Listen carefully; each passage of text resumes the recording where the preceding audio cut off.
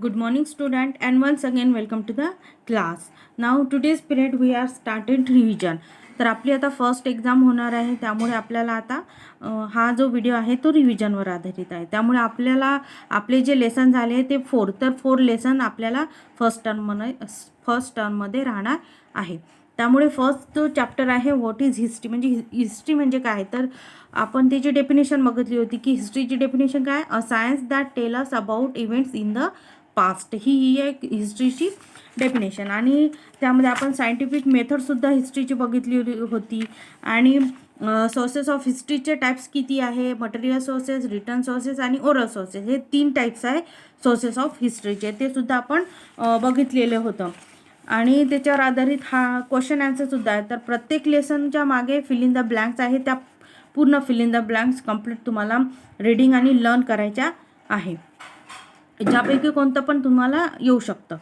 नंतर आहे सेकंड नंबरचा question, answer each question in one sentence. तर एका वाक्यात उत्तर द्यायचं आहे. First, what is the scientific method. Scientific method म्हणजे काय आहे, तर आपण जेव्हा लेसन स्टार्ट केलेला होता आणि संपलेला होता लेसन, तेव्हा आपण जेव्हा एक्सरसाइज चालू केलेली होती तेव्हा आपण क्वेश्चनचं जे आन्सर आहे त्याच्यावर आपण अंडरलाईन केलेली होती की हे या क्वेश्चनचं आन्सर आहे. तर the method of scientific method of history याच्यामध्ये जो फर्स्ट पॅराग्राफ आहे तो बघा. The method of using a number of different test to determine whether the evidence is reliable is called scientific method. तर हे आहे फर्स्ट नंबरच्या आन्सर. नंतर आहे of which action is India independence the result. तर ती जी ॲक्शन होती इंडियाची इंडिपेंडन्स, त्याचं जे आन्सर आहे ते काय आहे, त्याचा आन्सर आहे हां, तर स्वातंत्र्य प्राप्तीची ही जी घटना होती, सेकंड नंबरचा क्वेश्चन, तो कोणत्या कृतीचा परिणाम आहे, तर independence was a consequence of an action that is the Indian people's struggle for independence. हे आहे त्याचं आन्सर. नंतर विचारला होता question, what does the study of history make possible. इतिहासाच्या अभ्यासामुळे कोणती गोष्ट शक्य होते, त्याचं आन्सर बघा पेज नंबर 3 वरच आहे, सगळ्यात वरचा paragraph. The study of history make it possible for us to study what is and what is not favourable for the progress of human society. तर हे आहे. जर ज्यांनी आतापर्यंत व्हिडिओ बघितले नसेल किंवा कोणी बघितले असेल, नुसतं असाइनमेंटच केलेली आहे, तर त्यांनी व्हिडिओ बघा आणि हातात पेन्सिल असेल तर अंडरलाईन बरोबर कुठे केलेली आहे ती करून ठेवा आणि ते क्वेश्चन तुम्हाला राईट डाऊन करायचं आहे नोटबुकमध्ये. नंतर आहे question number 3, answer the following question in brief, म्हणजे थोडक्यात उत्तर द्यायचं होतं. तर why is history considered to be a scientific discipline, म्हणजे इतिहास हे शास्त्र आहे असे का म्हटले जाते, तर त्याचं जे आन्सर आहे ते बघा सायंटिफिक मेथड ऑफ हिस्ट्रीमध्येच आहे. History uses the scientific method at every stage, namely while looking for and collecting evidence, examining the evidence, and while putting it together when required. Help is also taken from other sciences. तर हे आहे third नंबरच्या क्वेश्चनचं ए नंबरचं answer. नंतर आहे what is it that puts obstacle in the way of village development. तर बी नंबरचा जो क्वेश्चन आहे, गावाच्या विकासात अडथळे कसे निर्माण होतात, त्याचं आन्सर आहे बघा हिस्ट्री अँड असमध्ये. सेकंड नंबरचा paragraph, individual or collective action of human beings have consequences, they result in an environment that may be either favourable or unfavourable for the progress of society. इथून इथपर्यंत आणि एक sentence टाकायचं, if the people can not come together it puts obstacle in the way of its development. So next आहे complete the concept chart. तर हा chart complete करायचा आहे, म्हणजे प्रत्येक गोष्टीचा हा इतिहास आहे आणि मी हा तुम्हाला क्वेश्चन याच्या आधी राईट डाऊन करून दिलेला आहे, त्यामुळे तुम्हाला लिहायचा आहे हा कॉन्सेप्ट. आणि हे classify the sources of history using the chart given here. इथं सोर्सेस ऑफ हिस्ट्री दिली आहे, म्हणजे हिस्ट्रीचे सोर्सेस दिले आहे. आणि हिस्ट्रीचे किती टाईप्स आहेत, 3 टाईप्स आहेत सोर्सेसचे, मटेरियल, रिटर्न आणि ओरल. त्यामध्ये आता हे कोणते कशामध्ये येते हे तुम्हाला राईट डाऊन करायचं आहे, कारण हे मी तुम्हाला आधीच करून दिलेले आहे.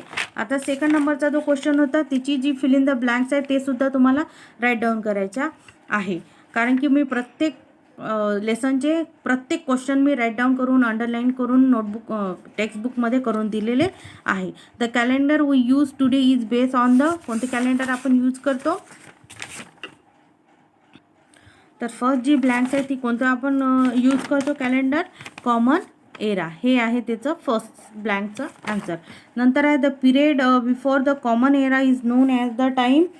तर त्याचं काय आन्सर आहे, बिफोर ख्रिस्ट. काय आहे म्हणजे इसवी सनापूर्वी सुरुवात होण्यापूर्वीच्या काळाला आपण कोणता काळ म्हटलं जाते, तर बिफोर ख्रिस्ट.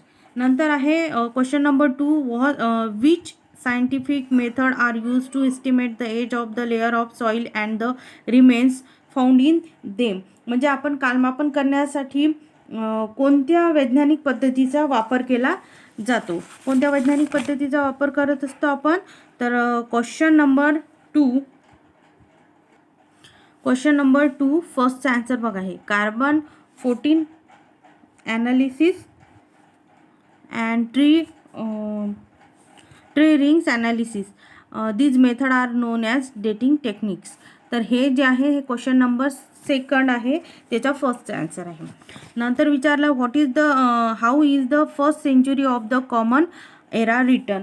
म्हणजे कॉमन एरा रिटर्न ही जी आहे इसवी सनाच्या पहिल्या 100 वर्षाचा काळ कसा लिहिला जातो, तर बघा त्याचा आन्सर इथेच आहे. कॉमन एरामधला सगळ्यात लास्ट पॅराग्राफ आणि सगळ्यात last line. The first century of this era is written as 1-100 CE or 1-100 AD. हे आहे त्याचा आन्सर. नंतर आहे question number 3, answer the following question ब्रीफमध्ये. What is meant by the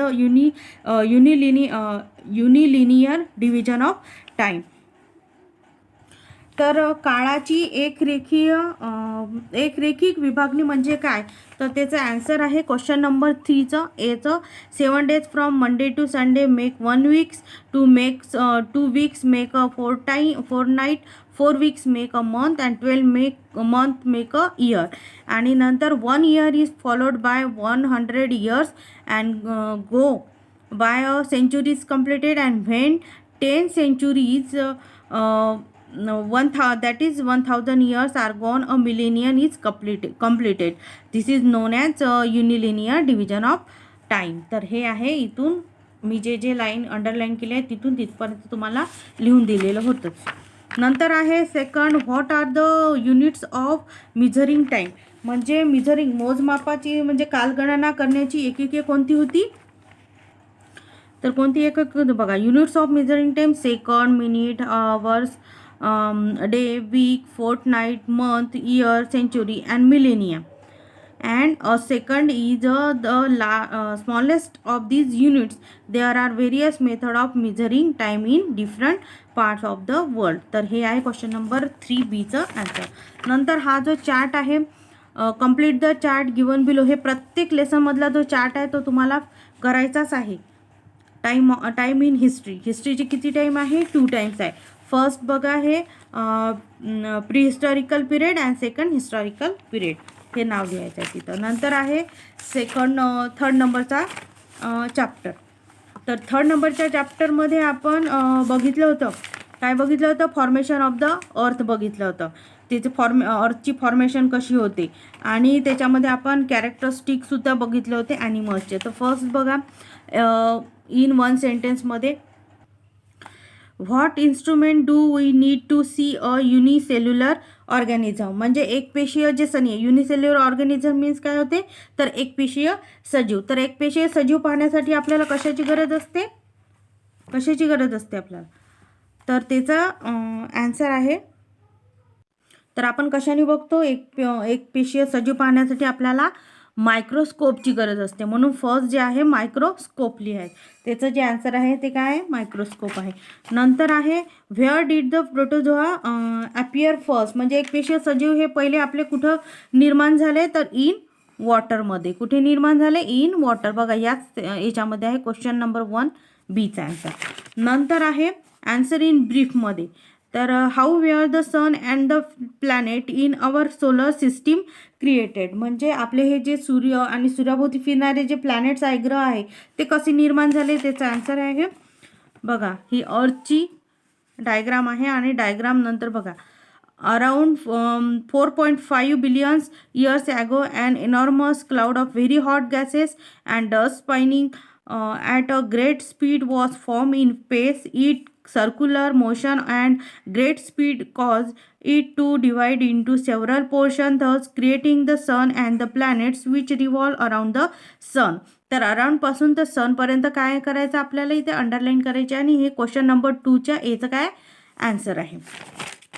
नंतर आहे B, write any two characteristic of animal. हे तो खूपच इझी क्वेश्चन आहे. तर त्याचं जे बघा, the animal world on the earth आणि इथं कॅरेक्टर्स दिलेलं आहे, कॅरेक्टरिस्टिक ऑफ ॲनिमल. तर फर्स्ट आहे ॲनिमल्स ब्रीथ, म्हणजे ते श्वासोच्छ्वास श्वास करतात. आणि second, animal moves in order to get food for other purposes, म्हणजे ते आपल्या अन्नासाठी ते एका जागेहून दुसऱ्या जागी फिरत असतात. तर हे जे दोन आहेत ते दोन कॅरेक्टरिस्टिक लिहायचे आणि ते क्वेश्चन नंबर 2 बीचं हे आन्सर आहे. नंतर आहे find the names of the planet in the box below. इथं काही प्लॅनेटचे नाव आहे. तर तुम्हाला प्लॅनेटचे नाव माहीतच असेल, EVS फर्स्टमध्ये होतेच प्लॅनेटचे नाव, तर ते तुम्हाला माहीतच असेल.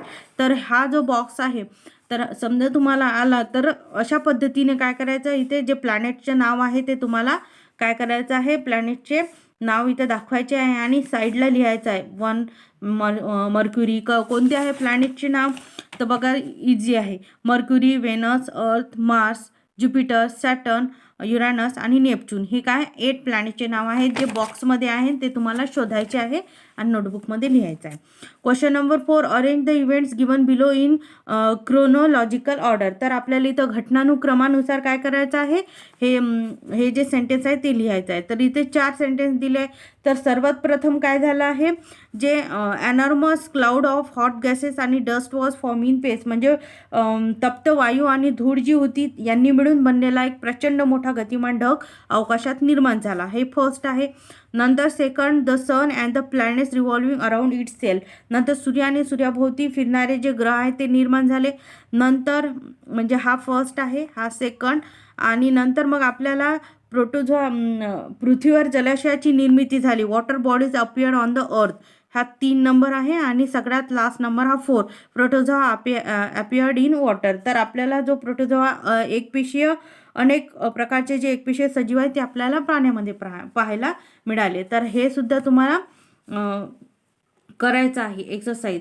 तर आता आपण टिक मार्क केले ते सर्व आता तुम्ही करायचं आहे. नंतर आहे 4 नंबरचा इव्होल्युशन. इव्होल्युशन मीन्स उत्क्रांती. तर त्याच्यामध्ये आपण कॉन्सेप्ट ऑफ इव्होल्युशन बघितलं. त्याचप्रमाणे आपण डायनासॉरचे वेगवेगळे प्रकार बघितले. The stages of evolution of ॲनिमल्सचे इव्हॉल्युशन बघितलं, स्टेजेस बघितले. त्याच्यामध्ये इन्व्हर्टेब्रेट्स बघितलं. इन्व्हर्टेब्रेट्स मीन्स अपृष्ठीय सजीव, व्हर्टिब्रेट्स मीन्स पृष्ठ सजीव. आणि नंतर मग त्याच्यामध्ये ॲक्वॅटिक ॲनिमल बघितलं, म्हणजे जे पाण्यात राहणारे आहे, जलचर. आणि नंतर ॲम्फिबियन मीन्स उभयचर, जे पाण्यात आणि जमिनीवर दोन्ही ठिकाणी राहतात ते. बर्ड्स बघितले, रेप्टाइल्स बघितले, म्हणजे सारखे सरपटणारे. मॅमल्स मीन्स सस्तन प्राणी बघितले. आणि एप्स मीन्स मानव सदृश्य वानर. हे सुद्धा आपण ह्या लेसनमध्ये बघितलेले आहे. तर ते बघा, फिल इन द ब्लँक्स. इथे पण फिल इन द ब्लँक्स आलेल्याच आहे. The first systematic explanation of the concept of evolution was given by. तर उत्क्रांतीची जी संकल्पना आहे ती संकल्पना सर्वात पहिले कोणी मांडली, तर इथे नाव दिले आहे चार्लेस डार्विन यांनी. तर तिथे फर्स्ट लाईन. नंतर सेकंड आहे, are the most evolve animal among vertebrate, म्हणजे वंशीय प्राण्यांच्या वर्गातील सर्वाधिक उत्क्रांत जो टप्पा म्हणजे कोणता होय, तर मॅमल्स म्हणजे सस्तन प्राणी. नंतर आहे second number, answer each question in 1 sentence. एका शब्दात लिहायचं आहे फक्त आणि ते खूप इझी आहे. What do we call animals which live in water and also on land, म्हणजे जे जमिनीवरही राहतात आणि पाण्यामध्ये राहतात, अशा दोन्ही ठिकाणी राहणाऱ्या प्राण्यांना काय म्हटलं जाते, मॅमल्स. काय म्हटलं जाते, तर बघा मॅमल्स, ॲम्फिबियन्स. काय म्हटलं जाते, ॲम्फिबियन्स, म्हणजे animals which live in water and also on land. तर हे क्वेश्चन नंबर 2 याचं काय आहे, आन्सर आहे. नंतर आहे, where did the first human appear, म्हणजे पहिला जो आदिमानव प्रजाती निर्माण झाली ती प्रथम आपल्याला कुठे अस्तित्वात आली, तर बघा एप्समध्ये आहे. This happened first on the African continent. कुठे, कोणत्या याच्यामध्ये? आफ्रिकन कॉन्टिनेंटमध्ये जो फर्स्ट आदिमानव होता, आदिमानवाची प्रजाती अस्तित्वात आली. तर क्वेश्चन नंबर 2 बीचं काय आहे? आन्सर आहे. नंतर आहे क्वेश्चन नंबर 3, गिव्ह रिझन. आणि क्वेश्चन नंबर 4 हा चार्ट सुद्धा तुम्हाला करायचा आहे.